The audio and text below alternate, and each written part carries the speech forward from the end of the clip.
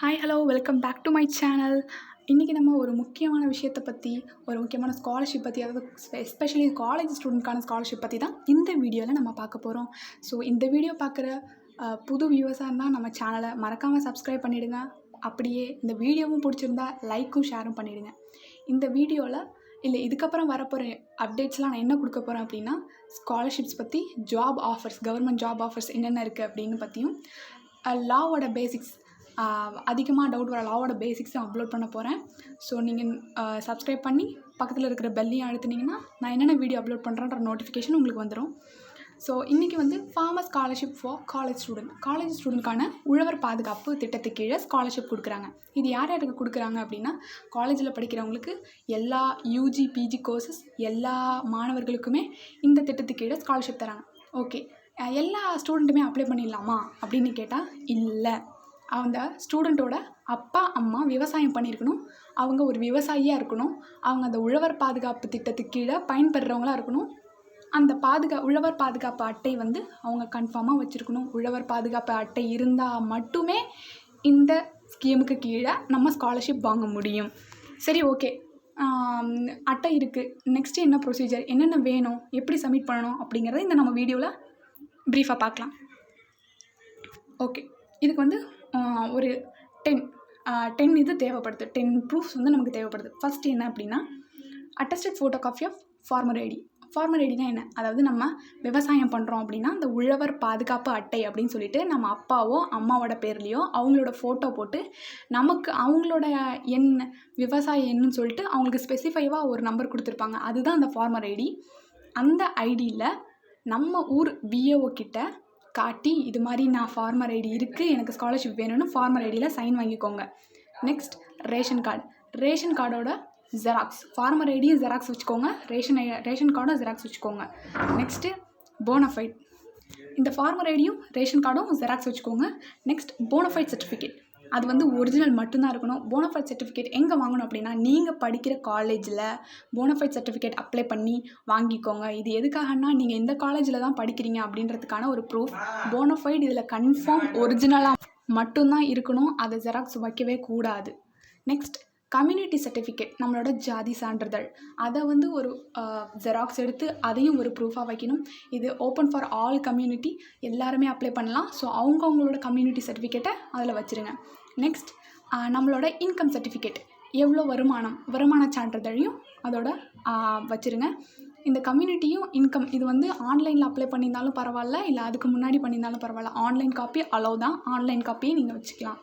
Next நம்மளோட bank passbook, எதுக்காக அப்படின்னா நம்ம அக்கௌண்ட்டுக்கு பணம் போட்டுருவாங்க, பேங்க் பாஸ்புக் கண்டிப்பாக வேணும். பேங்க் பாஸ்புக்கோட ஃபஸ்ட் பேஜ், அதில் உங்கள் அக்கௌண்ட் நம்பர், ஐஎஃப்எஸ்சி, எம்ஐசிஆர் கோடு இதெல்லாம் கிளியராக இருக்கான்னு பார்த்து அதையும் பின்னாடி ஒரு ப்ரூஃபாக வச்சு அட்டஸ்ட் பண்ணிவிடுங்க. நெக்ஸ்ட்டு நீங்கள் காலேஜ் ஃபஸ்ட் இயராக இருக்கீங்களா அப்படின்னா 10th mark list, 12th mark list கட்டாயம் நீங்கள் வைக்கணும். இதில் காலேஜ் ஃபஸ்ட் இயர் படிக்கிறவங்க. இதுவே ஓகே, நான் ஒரு டிகிரி முடிச்சிட்டேன், யூஜி முடிச்சுட்டு பிஜி பண்ணுறேன், இல்லை ஒரு டிகிரி கம்ப்ளீட் பண்ணியிருக்கேன் அப்படின்னா அவங்களோட கன்சாலிடேட் மார்க் ஷீட் இல்லை ப்ரொவிஷ்னல் டிகிரி சர்டிஃபிகேட் அதையும் அது கூட வச்சுருங்க. இது ஒன்லி பிஜி ஃபஸ்ட் இயர் ஸ்டூடெண்ட்ஸ்க்காக மட்டும்தான், PG first year, not for UG. Next யூஜியில் second year, third year, fourth year இந்த மாதிரி நான் படிக்கிறேன் அப்படின்னா உங்களோட ப்ரீவியஸ் செமஸ்டர் மார்க் ஸ்டேட்மெண்ட் ஒன்று கொடுத்துருப்பாங்கள்ல, அந்த மார்க் ஸ்டேட்மெண்ட்டை ஒரு ஜெராக்ஸ் காப்பி எடுத்து அதையும் வச்சுருங்க. செகண்ட் இயர், தேர்ட் இயர் படித்தாலுமே உங்கள் 10th and 12th மார்க் ஷீட்டையும் மறக்காமல் வச்சுருங்க, ஏன்னா அதுவும் கண்டிப்பாக தேவைப்படுது. நெக்ஸ்ட்டு இருக்கவே இருக்குது, பேங்க் அக்கௌண்ட்டு, பணம் அப்படின்னாவே ஆதார் கார்டு இல்லாமல் இருக்காது. ஆதார் கார்டு இல்லாமல் எங்கேயுமே நம்மளால் போக முடியாது. It's a mandatory proof. So Aadhaar கார்டை மறக்காமல் ஒரு ஜெராக்ஸ் எடுத்து ஆதார் கார்டையும் வச்சுடுங்க. இதுதான் நமக்கு தேவையான ப்ரூஃப்ஸ். இதில் யார் வேணாலும் அப்ளை பண்ணலாம். ஆன்லைன் காப்பி, கம்யூனிட்டி இன்கம் வைக்கலாம். Then it's open for all community, PG கோர்ஸஸோ யூஜி கோர்ஸஸோ எல்லாமே அப்ளை பண்ணலாம். சரி, ஓகே, இந்த அப்ளிகேஷன் எப்படி இருக்கும், நான் என்ன பண்ணி எப்படி சப்மிட் பண்ணுறதுன்றதை அடுத்து சொல்கிறேன், பார்க்கலாம் வாங்க.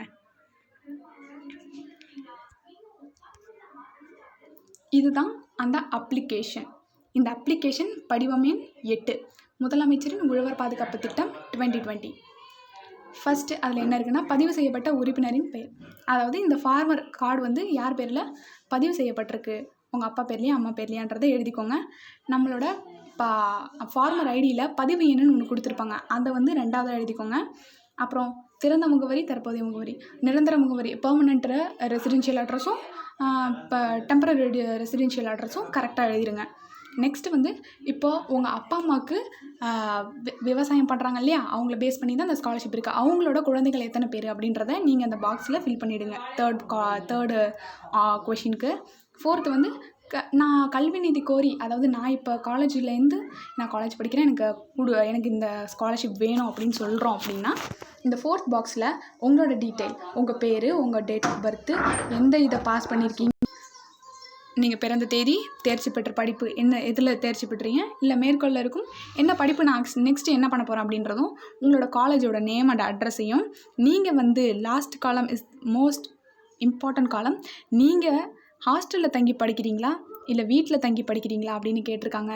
நீங்கள் ஹாஸ்டலில் தங்கி படிக்கிறீங்க, இட்ஸ் அ இம்பார்ட்டன்ட் நோட்டீஸ்.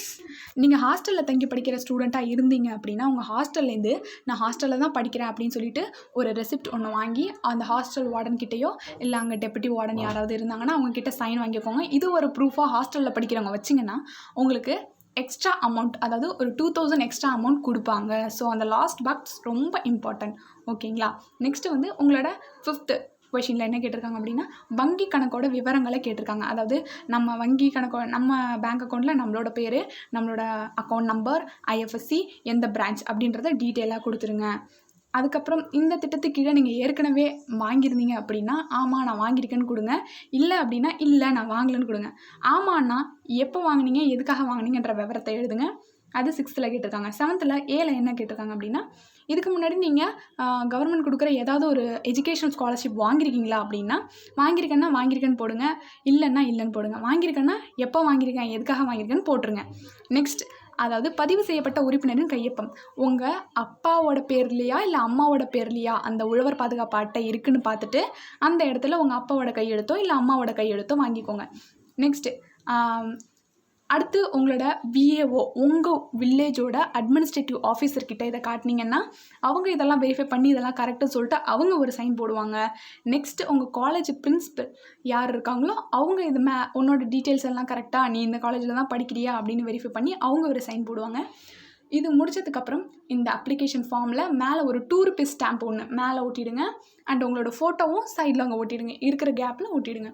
இந்த அப்ளிகேஷன் பின்னாடி நான் சொன்ன அந்த ப்ரூஃப், அதாவது community income, mark statement, Aadhaar, bank account இதெல்லாம் பின்னாடி வச்சு பின் பண்ணி உங்களோட நீங்கள் வசிக்கிற இடத்துல இருக்கிற தாலுக் ஆஃபீஸ் இருக்கும் இல்லையா, உங்களோட ரெசிடென்ஷியல் அட்ரஸ் எந்த தாலுக் ஆஃபீஸில் வேணாலும் கொடுக்கலாமா, நான் காலேஜில் படிக்கிறேன் அங்கே இருக்கிற தாலுக் ஆஃபீஸில் கொடுக்கலாமான்னு கொடுக்கக்கூடாது.